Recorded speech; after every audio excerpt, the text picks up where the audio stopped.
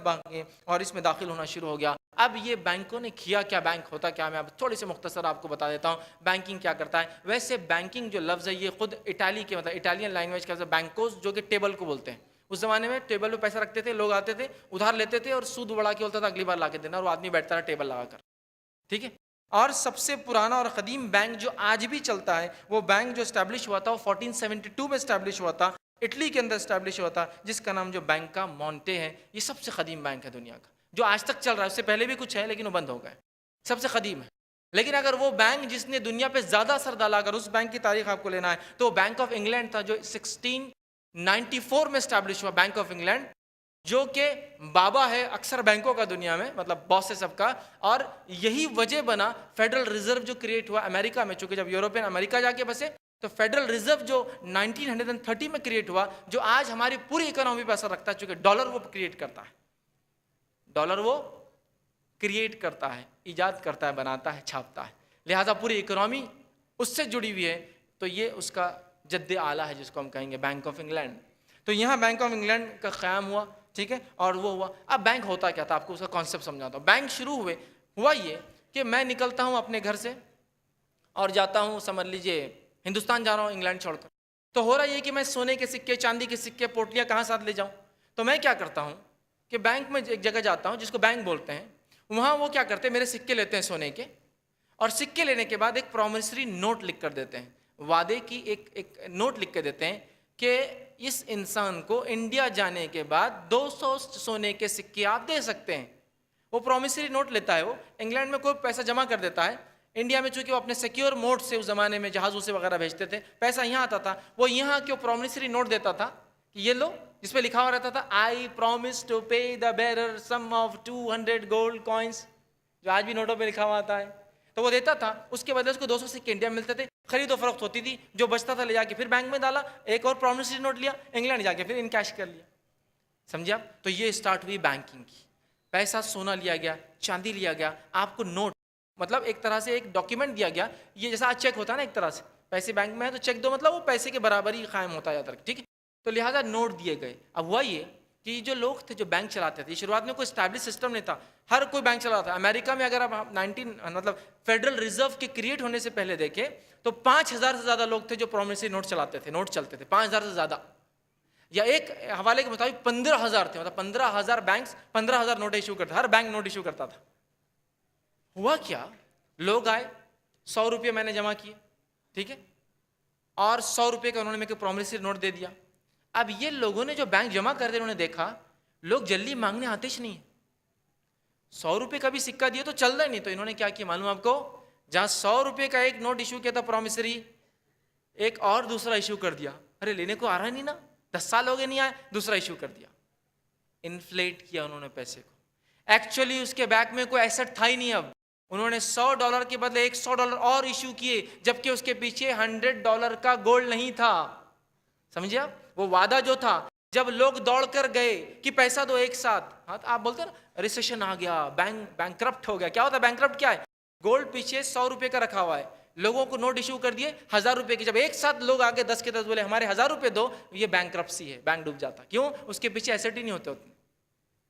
तो इन्होंने, जिसको मैं कहूँगा मनी क्रिएट किया थिन एयर से, हवा में इन्होंने पैसे, मतलब एक्चुअली सोना लिया, कहा कि सोने के बदले प्रॉमिसरी नोट, एक्चुअली सोने को क्या किया, उसके बदले 2, 3, 4, 5, 10, मतलब $1000 के बदले 10,000 इशू कर दिए उन्होंने, $100 के बदले 10,000 इशू कर दिए। लोग आ रहे नहीं। अब जब लोग एक साथ आते हैं तो वो रिसेशन आता है, डूब जाते, मेल्ट होता है, और जो नाम बोलते हैं अलग अलग, सिस्टम कोलैप्स हो जाता है।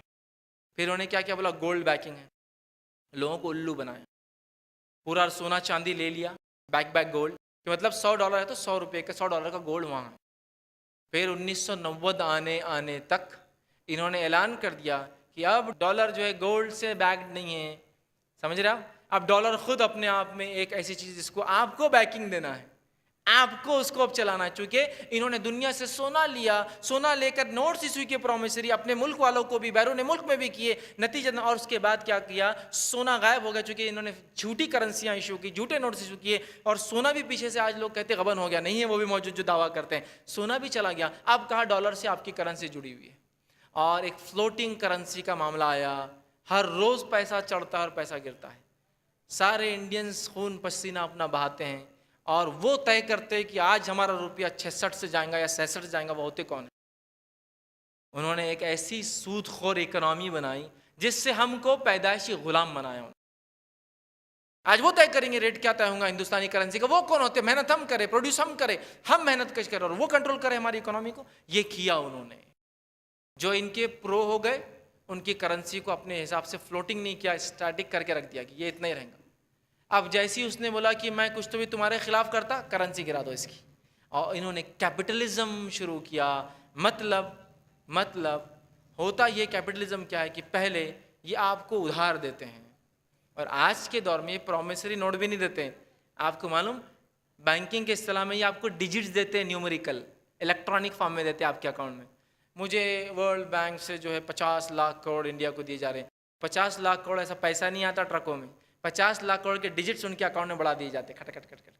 अब इंडिया जो भी खर्च करेगा वो क्रेडिट के थ्रू जा रहे हो पैसा कमाने। एक्चुअल लेवल पर वो पैसा है ही नहीं कभी भी, याद रखें। लेकिन रिटर्न लेते हैं रियल मनी। जब आदमी को लोन भरने जाना है तो 50 लाख करोड़ वापस करना है और उतना पैसा कभी भी at the given point of time होता ही नहीं मार्केट के अंदर। क्यों? तो ये क्रेडिट मनी है। आपने क्रेडिट कार्ड लिया, क्रेडिट कार्ड कितने का? आपका क्रेडिट कार्ड 2 लाख की लिमिट है, तो 2 लाख रुपये नंबर्स में है सिर्फ, अभी उसके अंदर एक्चुअल नहीं है वो। लेकिन आप जब रिटर्न करते हैं पैसा कुछ चीज खरीदने के बाद, एक्चुअल मनी पे करना पड़ता है ना बैंक में। तो at any given point of time, किसी भी एक वक्त में जितना पैसा बैंक इशू करता है उतना पैसा उसके पास वापस देने के लिए होता ही नहीं लोगों को। तो कोई ना कोई डूबना है, कभी कोई फट डूबता है, कभी कोई कौम डूबती है और कभी मुल्क डूब जाते हैं। ग्रीस डूबा था ना थोड़े दिन पहले। अब लोग बोलते ग्रीस कैसे डूबा? वहां के लोग क्या मेहनत नहीं करेगा? वो सब कुछ करे, लेकिन कोई ऊपर से तय करता है उनका पैसा कितने में कितना जाएगा। समझ रहे हैं बात? तो ये कैपिटलिज्म। तो देते हैं आपको डिजिट्स और नंबर्स, लेते हैं रियल मनी। और आप जब बोलते हैं हमारे पैसा नहीं है तो बोलते ठीक है आपका टेलीफोन सेक्टर हमको दे दो, प्राइवेटाइजेशन हम लोग चलाएंगे। फिर आपका इलेक्ट्रिसिटी दे दो, प्राइवेटाइजेशन हम चलाते ना, तुमको नहीं होता। हमने तो ले लिया, IMF से ले लिया, वर्ल्ड बैंक से ले लिया, फेडरल रिजर्व से ले लिया, लाखों करोड़। अब रिटर्न करना नहीं है हमारे पास रियल करेंसी, तो बोलते आपका कोल रिजर्व दे दो, मतलब हम आपका कोयला निकाल कर लोगों को देंगे। तो अब प्राइवेटाइज, उनके कंपनी आके यहाँ बैठती है। प्राइवेटाइजेशन जब होता है तो आदमी वापस से भी गुलामी के दौर में चला जाता है जिससे निकल कर आया था। और हर बच्चा पैदा होने वाला पैदाइशी मखरूज होता है, मालूम आपको? हर अमेरिकन जो पैदा होता है वो 2-2 और 3-3 नस्लों तक पैदाइशी मखरूज है वो, मतलब आने वाली 3 नस्लें उसको बोलते हैं नेशनल डेप्थ। कभी देखा आपने वो national depth? American national depth का एक न्यूमेरिकल मीटर लगा हुआ है, मालूम आपको? मीटर है वहाँ, आप उसको नेट पे देखिए नेशनल डेप्थ क्या चल रही है अमेरिका की। तो डेली कितना इन्फ्लेट होता मनी वो बताते रहता, कितना उधार ले रहा है अमेरिका। किससे ले रहा है उधार? बैंकों से, मालूम? तो बहरहाल, तो आप बैंकिंग में समझता हूँ उसकी वर्किंग आप समझ गए पूरी, कहाँ से शुरू हुआ, कैसा हुआ पैसा। सूदखोर लोगों ने फिर क्या क्या झूठे करेंसी बनाए और सारी चीज़ें जो आजकल हालत है। इस्लामिक बैंकिंग क्या होती है आपको मैंने बता दिया। अगर 100 रुपये का नोट इशू होता है, 100 का गोल्ड उसके पीछे है। 1000 बिलियन का अगर आज इस्लामिक बैंकिंग दुनिया में चल रहा है तो 1000 billion backed by real assets है। रियल एसेट, गोल्ड, सिल्वर या ज़मीनों के शक्ल में, या बहुत अच्छी, इसमें इतना सिक्योर मोड में किया है कि बहुत ज़्यादा नुकसान अचानक नहीं होता। अगर अचानक पूरे भी लोग आगे टूट पड़े तो कुछ ना कुछ सबको दे सकते हैं। ऐसा नहीं कि बिल्कुल खल्लाश हो जाएंगे, बिल्कुल खल्लाश हो जाएंगे, समझे? और जो जनरल बैंक चलते हैं वो 10% रिजर्व करते हैं, 90% लोन की शक्ल में देते हैं, समझे आप? 10% लोन अपने पास रखते हैं, 90% लोगों को देते हैं उधार की शक्ल में। और जब लोग अगर अचानक मांगने आ जाए उनसे कि दो हमारा पैसा, वो नहीं होता है, मार्केट से खींचते हैं। रिसेशन, दुकानदार भी डूब जाते हैं और कौम भी डूब जाती है, समझे आप बात को? ये रिसेशन होता है। आया था थोड़े दिन पहले अमेरिकन जो है बैंक, जो बड़े बड़े AIG और ये दुनिया के 4 लेमन ब्रदर्स, 4 बड़े बैंक डूबे थे एक ही झटके में। सबसे बड़े बैंक अमेरिका, चारों के चारों डूब गए। कैसे? जितना पैसा नहीं उससे ज़्यादा उधार दिया हुआ है। अचानक लोग लेने आए और देने कुछ नहीं। जब लेने लगे एसेट्स लोगों से तो लोगों ने बोले घर ले लो उठा के। अब घर क्या करते लेकर? घर क्या करते लेकर? बैंक को पैसा देना है, बैंक करप्ट, ख़त्म, बैंक के पास कुछ भी नहीं। तो रियल होता है, याद रखिए, ये चीज़ समझने की है। मुसलमानों को ना सिर्फ समझना है, इसमें आगे भी बढ़ना है। और ना सिर्फ आगे बढ़ना है, लोगों को बताना है कि हम जब कहते सूद हराम है तो ये मॉडल है हमारे पास, इसके खिलाफ, याद रखिए। ठीक, अब आइए